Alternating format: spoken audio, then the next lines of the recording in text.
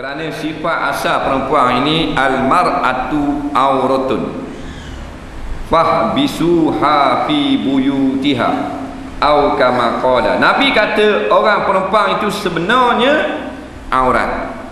Setengah ulama mentafsirkan makna orang perempuan itu kebanyakan tubuh badannya adalah aurat.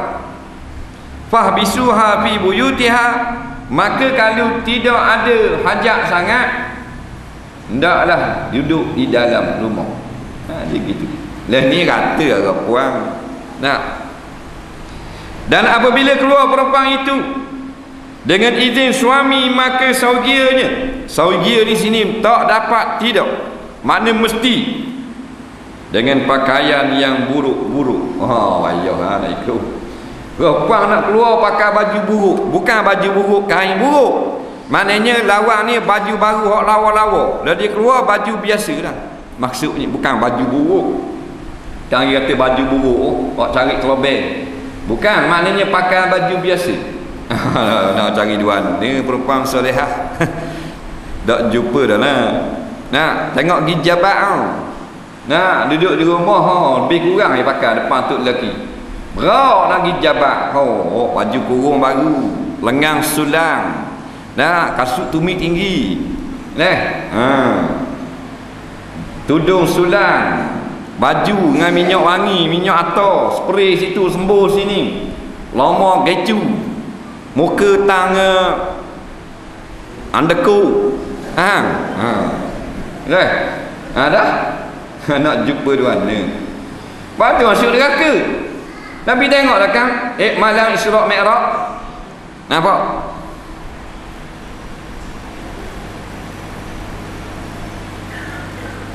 Ittala'tu lailata usriya bi finnari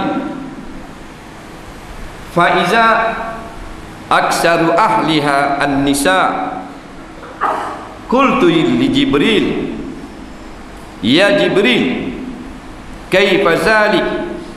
Wa qala Jibril, zalika liqillati ta'atihinna lillahi wa rasulihi wa qillati ta'atihinna li azwajihinna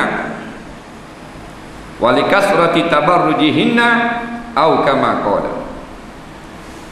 Aku lihat pada malam aku Isra' Mi'raj ke langit, Allah pertontonkan kepada aku neraka. Tuhan tunjuk ke Nabi neraka ni lah neraka. Nabi jengok tengok. Macam raja-raja dunia lah melawat penjara. Nabi melawat neraka. Maka tiba-tiba aku nampak yang ramainya penghuni neraka umat aku orang puan. Maka aku tanya kepada Jibril, wahai Jibril, kenapa terjadi seperti ini? Berapa ramai umat aku orang puan masuk neraka ni?